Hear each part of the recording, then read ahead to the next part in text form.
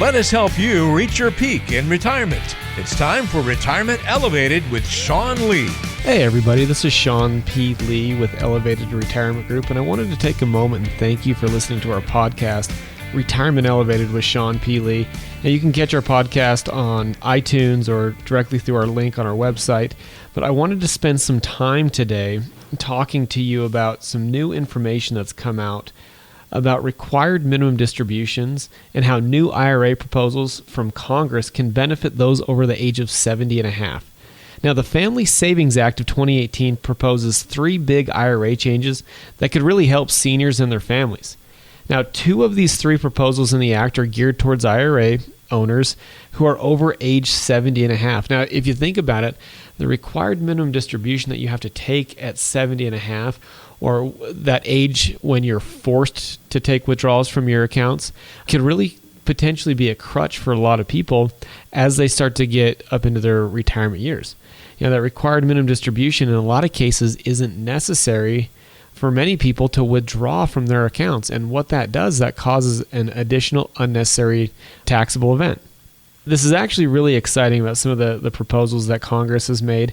And I wanted to spend some time talking about those benefits in this act.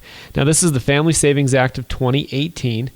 And the first big IRA change that could potentially help seniors and their families is the repeal of the age restriction for making traditional IRA contributions. Now, this is going to become effective after 2018. And what this repeal of the age restriction does is it allows those that are continuing to work after age 70 and a half to continue to contribute to a Roth IRA or a traditional IRA account. Now, currently, under current law, a contribution cannot be made to a traditional IRA for the year an IRA owner turns 70 and a half. However, this restriction does not apply to SEP or simple IRAs. Now, granted, this only affects those that are still working after age 70, but removing this age restriction could provide a double benefit for an older couple, where both are over age 70 and a half, and where one spouse is working and the other isn't.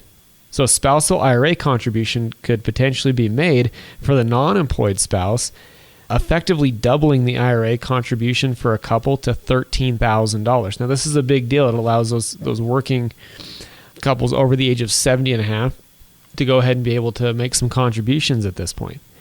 Now, the second piece to this is Congress is proposing that we exempt required minimum distributions for total retirement balances of $50,000 or less. So this is another good proposal.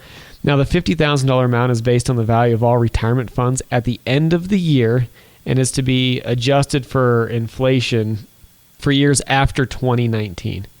Now, the exemption is not per IRA or plan. It only applies to required minimum distributions during the account owner's lifetime, and it does not apply to required minimum distributions for inherited IRAs or those plans. So anyone with $50,000 or less in their retirement accounts, well, they'll likely need this money and end up withdrawing anyway, but at least they're not going to have to bother with required minimum distribution calculations, rules, and penalties. So it's going to make life a little bit simpler for them. Now, the last piece to this proposal is that they make it penalty-free retirement withdrawals for birth or adoption, and this will also be effective after 2018. So this proposal adds another exception to the 10% early withdrawal penalty rule. Now, currently for births or adoptions, they're limited to up to $7,500 overall, not each year. And the distribution would have to occur within 1 year from the birth or adoption.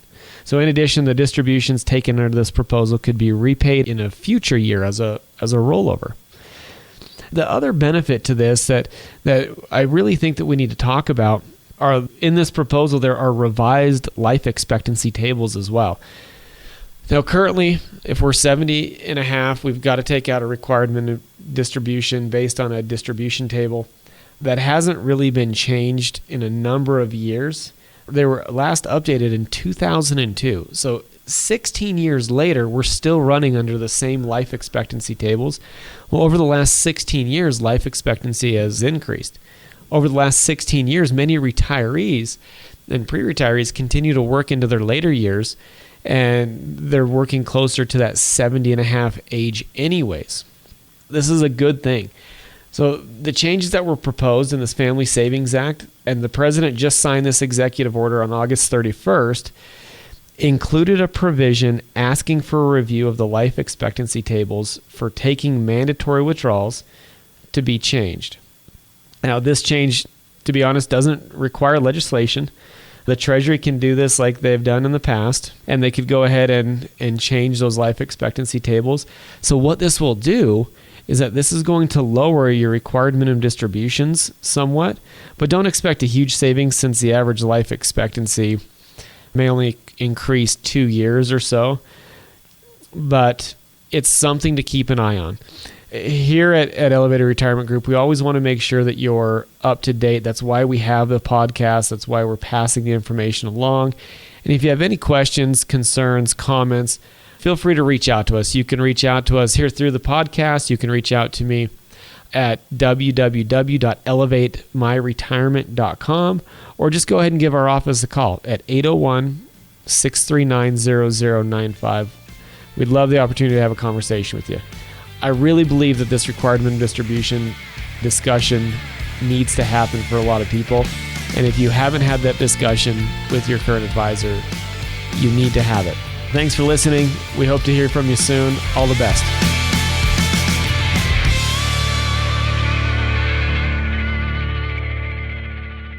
Investment advisory services offered through Elevated Capital Advisors, LLC, and SEC registered investment